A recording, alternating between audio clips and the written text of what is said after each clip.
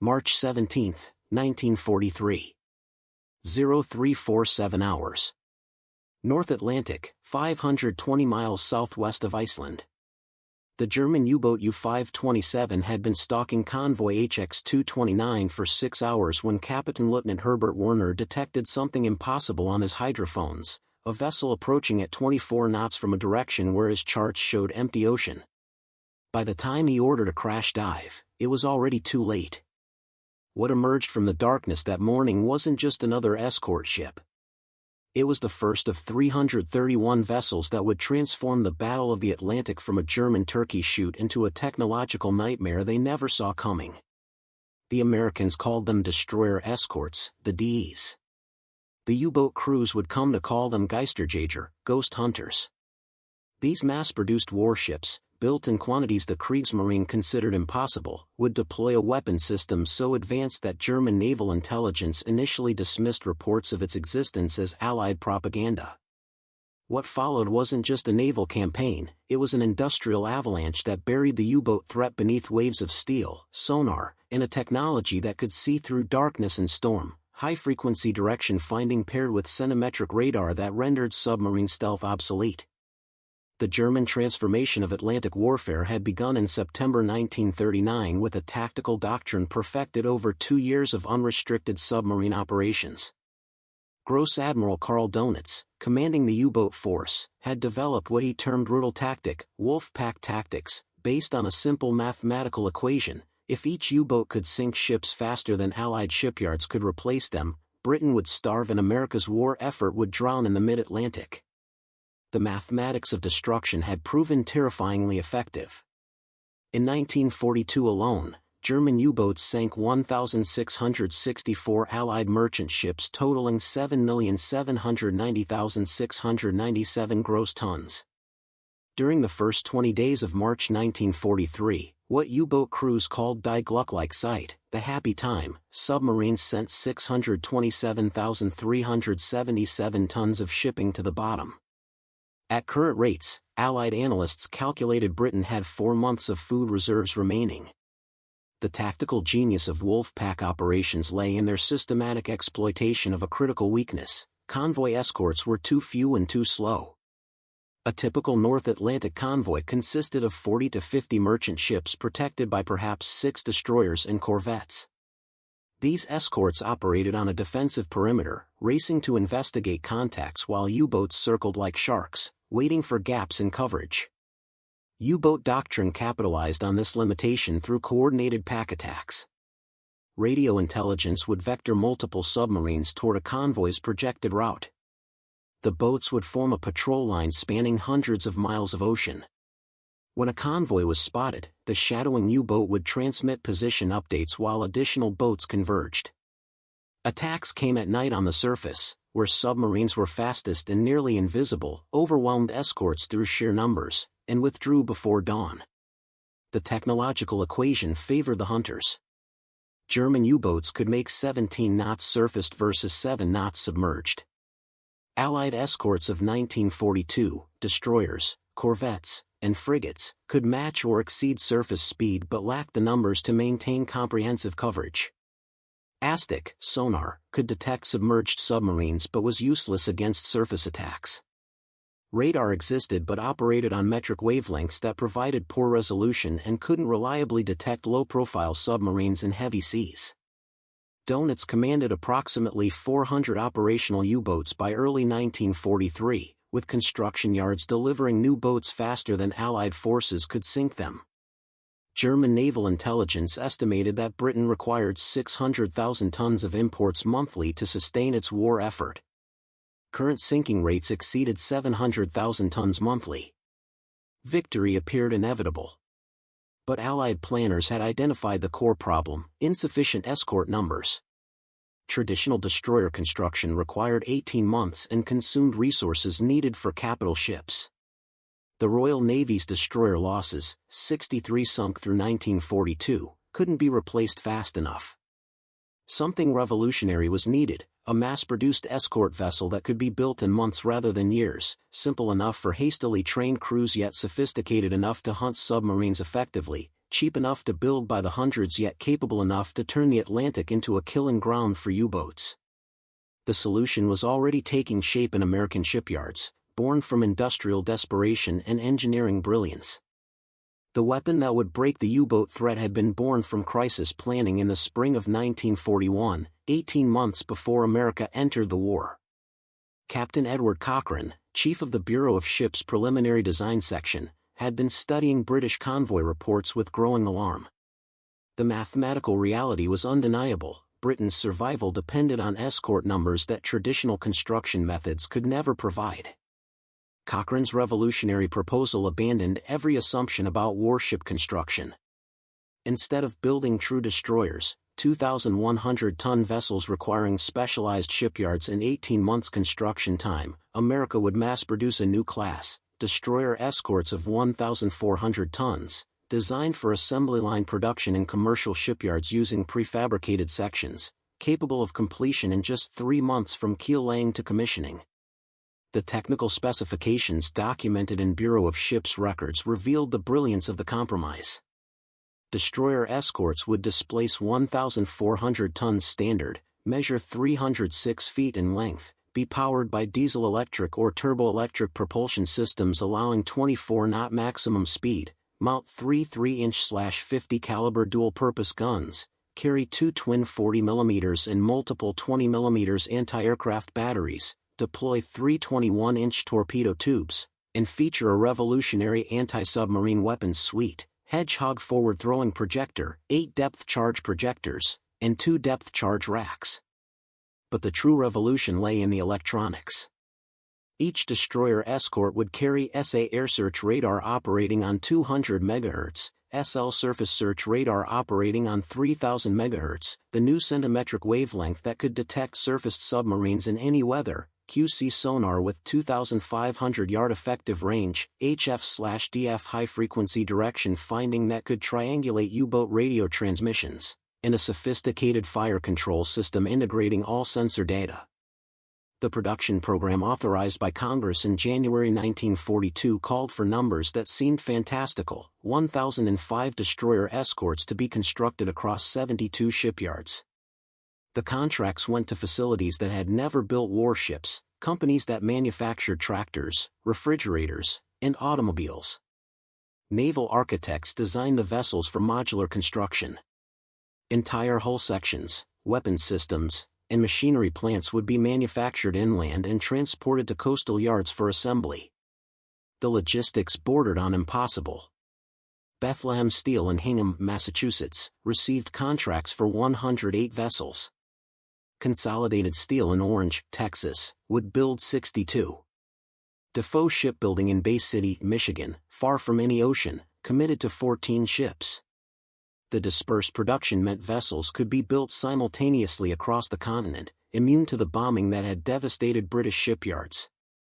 By March 1943, the first destroyer escorts were completing trials. USS Everts, DE-5, lead ship of her class, had commissioned on April 20, 1943, at Mare Island Navy Yard. Her revolutionary turbo-electric propulsion delivered 24 knots from 6,000 shaft horsepower. Her SL radar could detect a surfaced U-boat at 10,000 yards in calm conditions, roughly 5 nautical miles, and maintain contact through weather that blinded human lookouts. The technological advantage that would doom the U-boats came from this radar. Operating on 10-centimeter wavelength, the SL system could paint a submarine's conning tower against sea clutter that swamped older metric wavelength sets. For the first time in naval history, darkness and storms no longer concealed submarines. The hunter had become the hunted, and the U-boat crews didn't know it yet. April 14, 1943. 0211 hours. North Atlantic, 690 miles east of Newfoundland. USS England, DE-635, under command of Lieutenant Commander Walton Pendleton, had been screening convoy ONS-5 for 14 hours when her SL radar operator reported a contact bearing 047 degrees, range 8,200 yards. The pip on the radar scope represented U-456, commanded by Captain Lieutenant Max Martin Teichert, approaching on the surface at 15 knots to position for an attack run. Teichert had no idea he had been detected. German naval intelligence still believed Allied radar couldn't reliably track surfaced submarines beyond 3,000 meters, especially in the moderate seas running that night. According to his training and 3 years of successful operations, darkness and distance made him invisible. He was wrong. England's Combat Information Center tracked the contact for 6 minutes while Pendleton maneuvered to intercept. The destroyer Escort accelerated to 24 knots, her turbo-electric propulsion bringing her to full speed in under 3 minutes, faster than any U-boat could dive. At 0217 hours, England activated her searchlight at 2,000 yards range, catching U-456 fully surfaced and wholly unprepared. The engagement lasted 90 seconds. England's forward 3-inch gun opened fire at 0217:30, third salvo achieving a straddle that damaged U-450 SIX's pressure hull. Teichert ordered a crash dive at 0218:00, but the boat's dive time, 60 seconds to periscope depth, proved fatally slow. At 0218:45, England reached attack position and fired a full Hedgehog pattern, 24 projectiles arcing forward to impact in a 150-foot circle ahead of the U-boat's projected position. Hedgehog represented a revolutionary departure from depth charge warfare. Traditional depth charges required passing directly over a submarine's estimated position, detonated at preset depths, and created explosions that disrupted the attacking ship's own sonar, forcing attacks in blind. Hedgehog projectiles contained 35 pounds of Torpex explosive but only detonated on contact with a submarine's hull, meaning no explosion indicated a miss while multiple explosions confirmed certain kill. At 0219:02, 3 distinct explosions erupted 400 yards ahead of England's bow. The sonar operator reported breaking up noises, the unmistakable sounds of a pressure hull collapsing under North Atlantic pressure. Oil, debris, and German codebooks floated to the surface at 0232 hours, confirming the kill. U-456 had gone from invisible hunter to confirmed kill in 18 minutes from initial radar detection.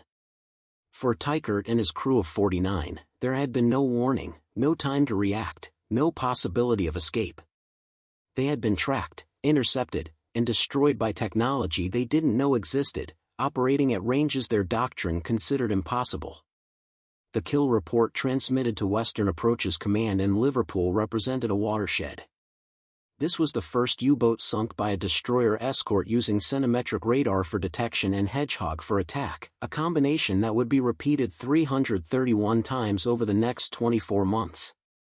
German naval intelligence, monitoring Allied communications, noted the sinking but attributed it to chance encounter rather than systematic technological superiority. That miscalculation would cost them the Atlantic.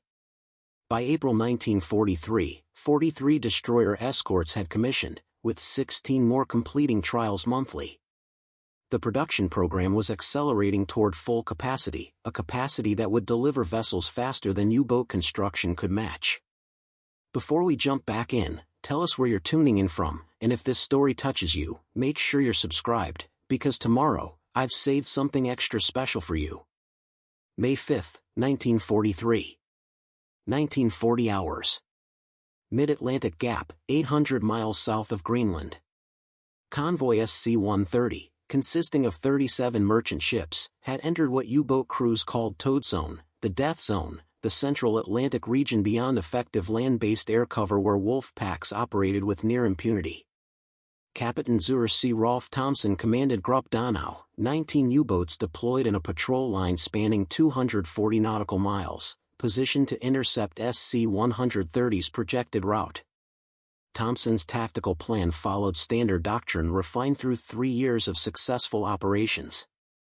His boats would detect the convoy through hydrophone listening, shadow from maximum visual range while transmitting position updates, concentrate the pack during twilight hours, and execute coordinated surface attacks after nightfall when darkness rendered escorts ineffective. Based on previous operations against similar convoys, Thompson anticipated sinking 12 to 15 merchant ships while losing perhaps 1 or 2 U-boats to counterattacks. What Thompson didn't know was that SC-130's escort group had been reinforced with 9 destroyer escorts equipped with technology that would transform his planned massacre into a calculated slaughter of his own submarines.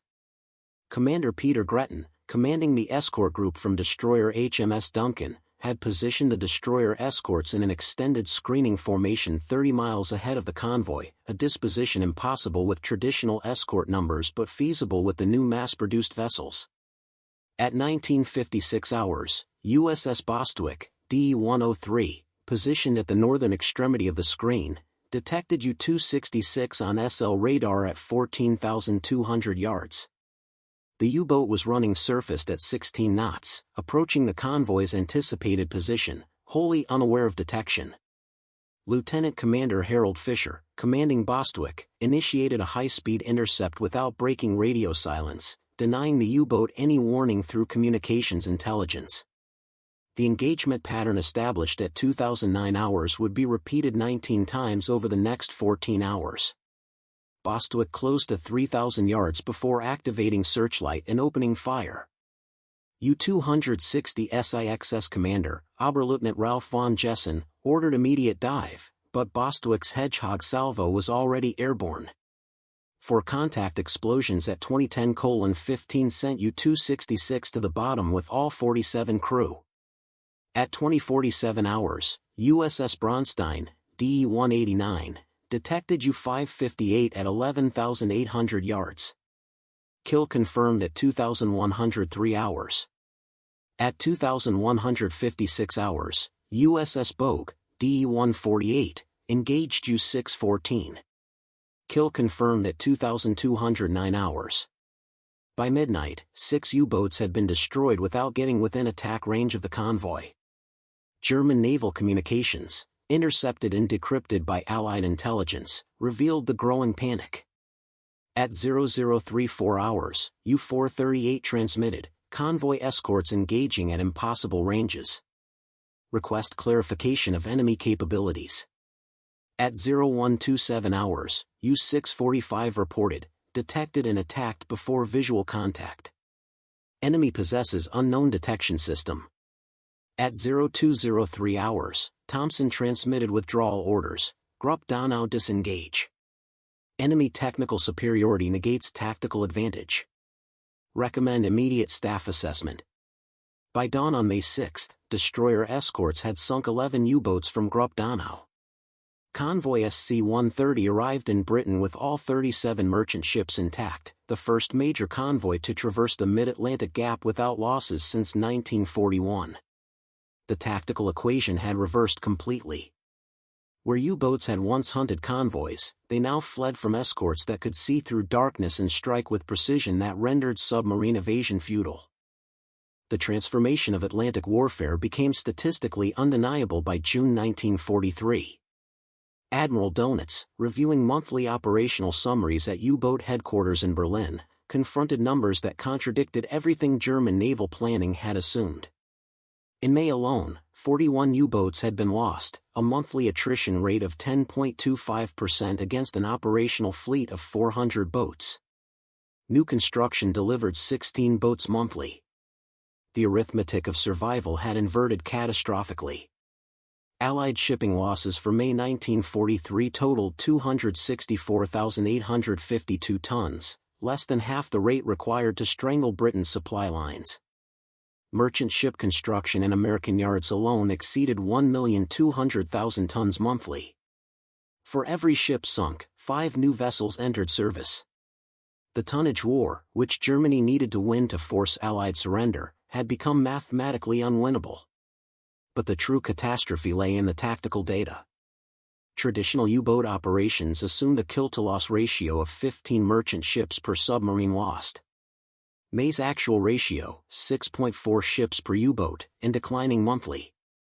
More devastating still, 41 U-boat losses in May included 27 boats destroyed by destroyer escorts using radar-directed attacks, 13 boats sunk before reaching attack positions, and only 2 boats lost after successfully engaging convoys.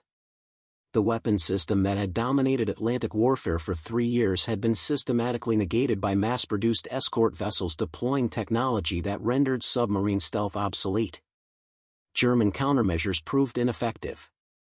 U-boats equipped with METOX radar detectors could identify metric wavelength radar but remained blind to centimetric sets. Boats attempting surface attacks found themselves tracked and engaged before reaching visual range. Submerged operations avoided radar detection but sacrificed the speed needed to intercept convoys. By July 1943, American shipyards were delivering destroyer escorts at rates that exceeded German comprehension. 19 vessels commissioned in July alone. Production schedules projected 35 per month by September, 48 per month by December. The industrial capacity that produced these numbers, 72 shipyards operating simultaneously, prefabricated construction reducing build time to 90 days, standardized designs enabling mass production of components, represented a form of warfare Germany couldn't counter. Admiral Donat's staff calculated the implications with growing despair. To maintain 400 operational U-boats against current attrition rates required constructing 48 boats monthly. Maximum German production capacity, 30 boats monthly. The operational fleet would decline by 18 boats monthly regardless of combat effectiveness. Within 18 months, the U-boat force would cease to exist as an effective weapon. Intelligence assessments documented the strategic reversal. In 1942, Germany had operated 400 U-boats against approximately 200 Allied escorts in the Atlantic. By mid-1943, 465 U-boats faced 740 escorts, and 180 more destroyer escorts would enter service by year's end. The numerical advantage had shifted decisively. Each convoy now sailed with sufficient escorts to maintain comprehensive radar coverage, engage multiple contacts simultaneously, and pursue kills to confirmation. The technological equation was equally grim. Every destroyer escort carried radar, sonar, HF/DF, and Hedgehog, an integrated sensor and weapons suite that cost $6 million per vessel to construct. A Type 7 U-boat cost $2.5 million to build but required 18 months construction time versus 3 months for a destroyer escort. The industrial multiplication factor, 3 destroyer escorts built for every U-boat constructed, each escort capable of sinking multiple submarines, created a mathematical certainty of German defeat. August 12, 1943. U-604, commanded by Oberleutnant Horst Holtring, surfaced in the central Atlantic after 14 hours submerged, batteries depleted to critical levels, air quality degraded to the point where crew members were losing consciousness. Standard doctrine required surfacing at night to recharge batteries and ventilate the boat, a procedure conducted hundreds of times previously without incident. 8 minutes after breaking surface, USS Thomas, DE-102, detected U-604 at 9,600 yards and engaged. Holtring's war diary, recovered after his capture, documented the psychological impact. We no longer control when we surface, when we dive, when we live. The enemy sees us always. Distance provides no safety. Darkness provides no concealment. We are hunted animals waiting for inevitable death. This testimony, collected by Allied intelligence along with hundreds of similar accounts from captured U-boat crews, revealed a complete psychological reversal. Submarine warfare had always involved danger, but U-boat doctrine from 1939 through 1942 had emphasized the submarine as hunter, patient, stealthy, striking from invisibility. By mid-1943, U-boat crews described themselves uniformly as prey. Kriegsmarine medical officers documented the psychological deterioration in reports to Naval Command. Operational patrols that previously averaged 45 days before crew fatigue necessitated return were now terminating after 20 to 25 days due to psychological breakdown. Crew members reported persistent anxiety, inability to sleep even during off-watch periods, panic attacks when ordered to surface, and refusal to man deck positions during surface operations. The casualty statistics reinforced the terror. Of 1,162 U-boats commissioned during World War II, 785 would be lost, a casualty rate of 67.5%. For individual crew members, the numbers were even more catastrophic. Of approximately 40,000 men who served in U-boats, roughly 28,000 died and 5,000 were captured, a combined casualty rate exceeding 80%. By late 1943, U-boat crews understood these statistics and knew each patrol reduced their survival probability. Destroyer escort crews, monitoring German communications through signals intelligence, noted the changing tone of U-boat transmissions. Early war traffic had been operationally focused and confident. By August 1943, intercepted messages revealed desperation, request permission to abort patrol. Crew morale critical. Unable to approach convoy. Escorts too numerous. Detected by unknown means. Withdrawing. The hunters had learned to fear the hunted. The technology advantage extended beyond detection to weapons effectiveness. Hedgehog's contact detonation system meant U-boat commanders never received warning of attacks. Traditional depth charge patterns created massive explosions that warned submarines and allowed evasive maneuvering. Hedgehog attacks remained silent until projectiles impacted the hull, giving crews their first indication of attack at the moment of their death. German countermeasure development lagged disastrously. Attempts to develop centimetric radar detectors failed due to technical limitations and material shortages.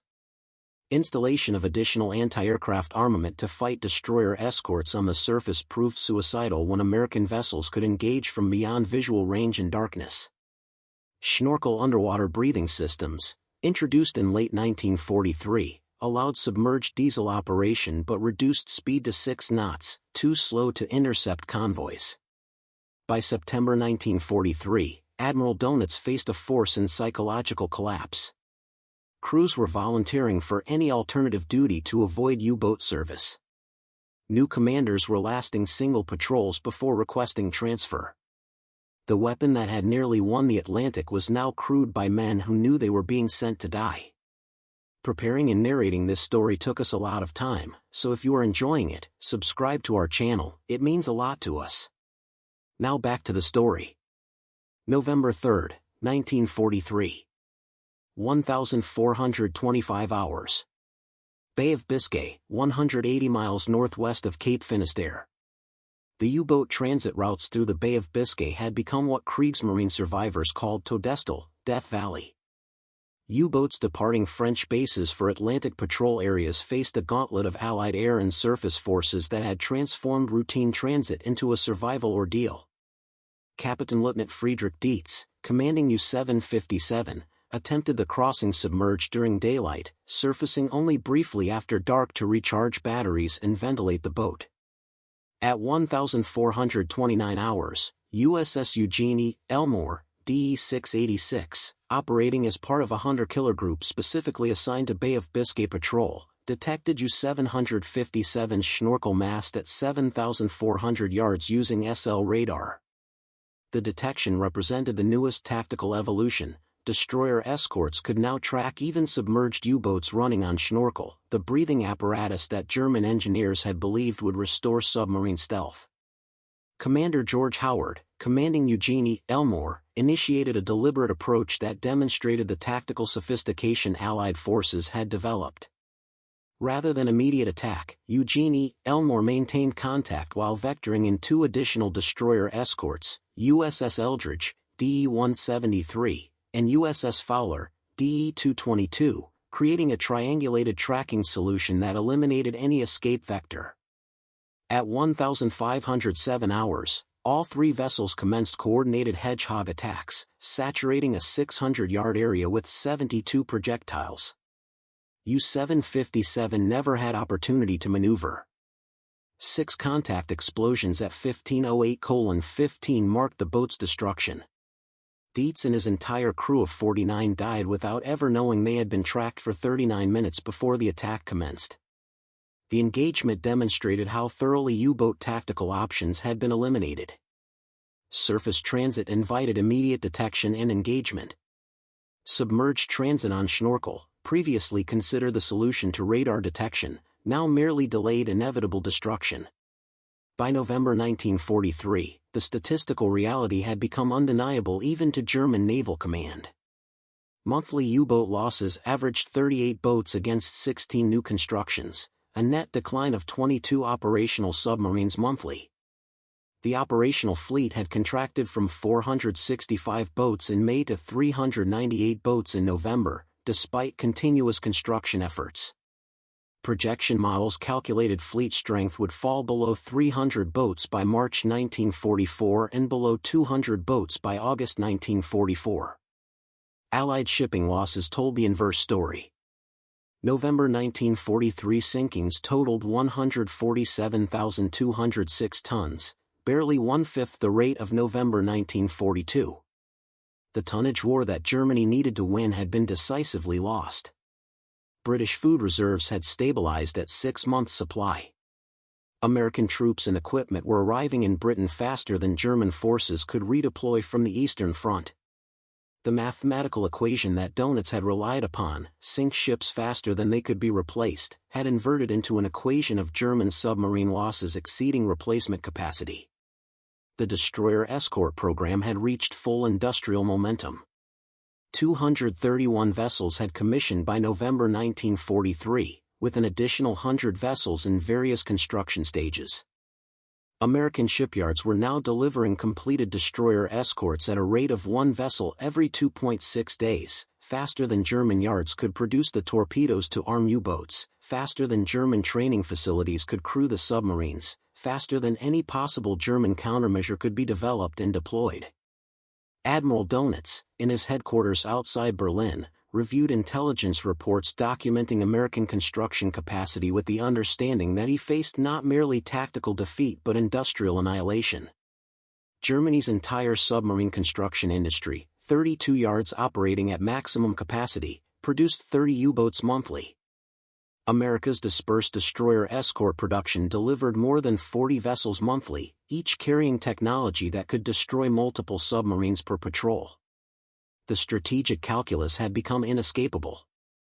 Every month of continued operations cost Germany 38 irreplaceable submarines and 1,900 highly trained submariners. Every month of American production added 40 destroyer escorts to an escort fleet that already outnumbered operational U-boats. The Battle of the Atlantic was over.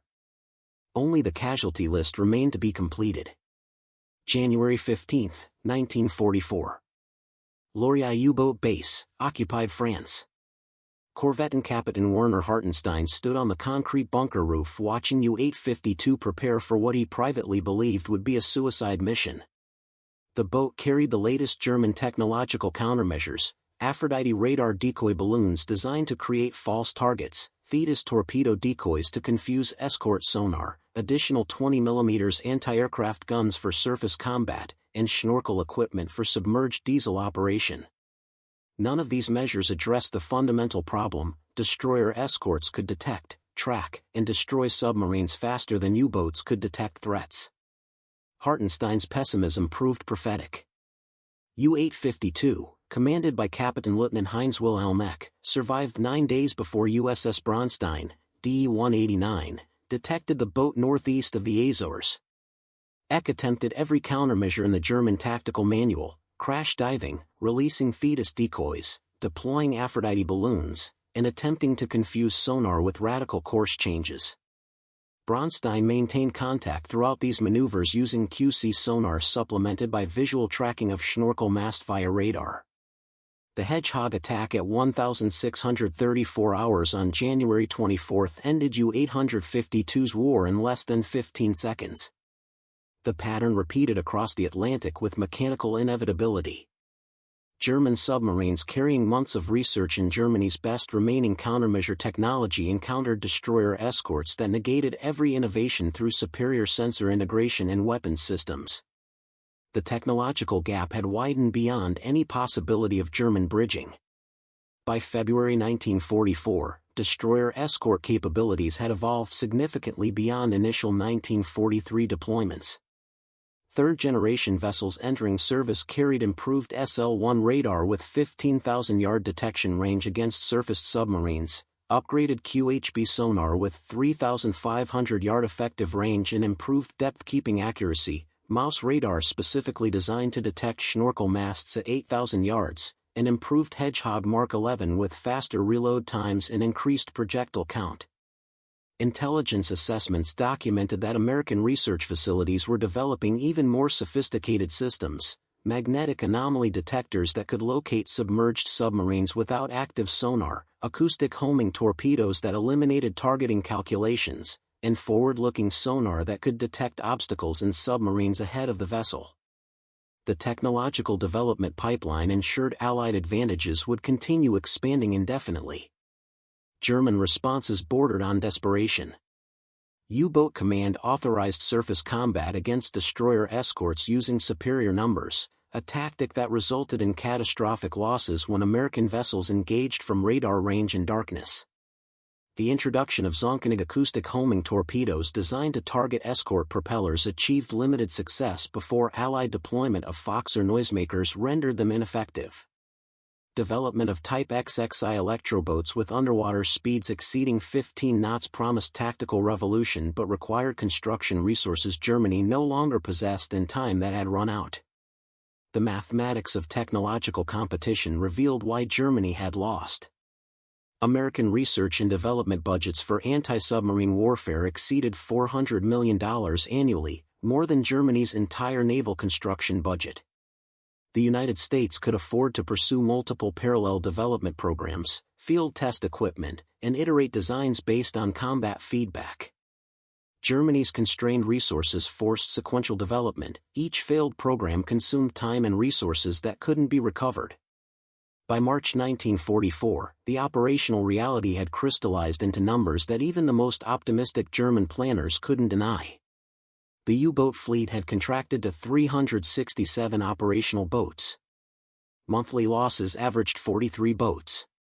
New construction delivered 22 boats monthly. Net monthly decline, 21 boats. Projected fleet strength by July 1944, 283 boats. Projected strength by November 1944, 199 boats. The U-boat force was disappearing through industrial attrition faster than combat operations alone could explain. More devastating than numerical decline was capability erosion. Experienced commanders were dying faster than training programs could replace them. The average U-boat commander in March 1944 had completed 1.3 combat patrols before receiving command, compared to 4.7 patrols for commanders in 1942. Crew quality had degraded similarly as casualties consumed veterans and replacements arrived with minimal training. The weapon was becoming ineffective even as its numbers declined. May 8, 1945. 2,301 hours. The German instrument of surrender had been signed 16 hours earlier, ending the war in Europe. In ports across the Atlantic, 156 German U-boats that had survived to war's end began surfacing under Allied instructions, their commanders ordered to proceed to designated harbors for surrender. Among them, U-2511, one of the revolutionary Type XXI electroboats that German propaganda had promised would reverse the Battle of the Atlantic. The boat's commander, Korvettenkapitän Adalbert Schnee, had departed Bergen, Norway, on April 30 for what was intended to be a demonstration of the Type XXI's war-winning capabilities. Schnee's patrol report, filed after surrender, documented the technological sophistication of the Type XXI, underwater speed of 17 knots, battery capacity for extended submerged operations, hydraulic torpedo reload systems enabling surface of all torpedoes in 20 minutes, and sonar-absorbing rubber coating that reduced detection range.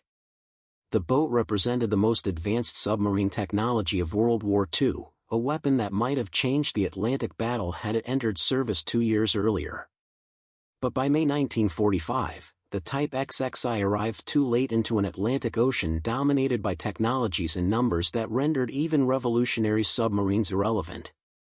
Allied escort forces included 498 destroyer escorts, 312 frigates, 187 corvettes, and 96 destroyers, 1,093 dedicated anti-submarine vessels backed by land-based aircraft operating from bases spanning from Newfoundland to the Azores to North Africa. The hunting had become so comprehensive that U-boats survived not through stealth but through Allied disinterest in pursuing contacts in areas without convoys. Schnei's patrol report acknowledged this reality with professional resignation. The Type XXI represents technological excellence achieving tactical irrelevance. We could evade detection and approach attack positions against isolated vessels. But convoy operations involve escort densities that make successful attack impossible regardless of submarine capabilities. The enemy has won through numbers we cannot match and industrial capacity we cannot comprehend. The final accounting documented the complete reversal of the Battle of the Atlantic. German U-boats sank 2,779 Allied merchant ships totaling 14,573,000 gross tons during the war, devastating losses that nonetheless failed to achieve strategic effect. Allied shipyards, dominated by American production, constructed 42 million gross tons of new merchant shipping, replacing losses 3 times over while simultaneously building the largest naval fleet in human history. The cost to Germany proved catastrophic beyond the strategic failure. Of 1,162 U-boats commissioned, 785 were lost in combat, a 67.5% loss rate unprecedented in modern naval warfare. Of approximately 40,000 men who served in U-boats, 28,000 died and 5,000 became prisoners of war, an 82.5% casualty rate that exceeded losses in any other military service of World War II. The U-boat force had been systematically annihilated by an industrial and technological superiority that German planning had never anticipated and could never counter. The destroyer Escort program completed 563 vessels by war's end, with construction continuing into 1945 despite victory being assured. The final vessel, USS Tills, D-748, commissioned on June 26, 1945, 7 weeks after Germany's surrender, a testament to American industrial momentum that overwhelmed German resistance through sheer productive capacity. Admiral Dönitz, who had succeeded Hitler as German head of state during the final week of war, signed the surrender orders to all U-boats with the understanding that he had presided over the destruction of the force he had commanded. His final order to U-boat crews acknowledged the totality of defeat: "You have fought with honor against overwhelming odds." The enemy's industrial might and technological superiority proved insurmountable. Surface, signal your positions, and proceed to the nearest Allied port for internment. The streams of radar waves that had tracked U-boats through darkness and storm, the Hedgehog projectiles that had destroyed hundreds of submarines, and the 331 mass-produced destroyer escorts that had transformed the Atlantic from German hunting ground into Allied killing ground represented more than tactical innovation. They demonstrated that in industrial age warfare, victory belonged not to courage, determination, or tactical brilliance, but to the nation that could produce superior weapons in quantities that overwhelmed any possible resistance. The German Navy's nightmare, 331 destroyer escorts they couldn't see, detect, or counter, had become the reality that ended the U-boat threat and secured Allied victory in the Atlantic. The technological avalanche that buried the U-boat force beneath radar, sonar, and Hedgehog proved a fundamental truth: in modern warfare, industrial capacity multiplied by technological superiority equals victory, regardless of enemy skill, courage, or determination. The Battle of the Atlantic ended not with dramatic final engagements but with mathematical certainty. American production exceeded German capacity so completely that continued resistance became physically impossible. The 331 destroyer escorts, backed by hundreds of additional escort vessels, had created a wall of steel and electronics that no submarine force could penetrate, proving that in industrial warfare, the side with superior factories wins regardless of tactical brilliance on the battlefield. Up next, you've got 2 more standout stories right on your screen. If this one hit the mark, you won't want to pass these up. Just click and check them out. And don't forget to subscribe and turn on the notification bell so you don't miss any upload from us.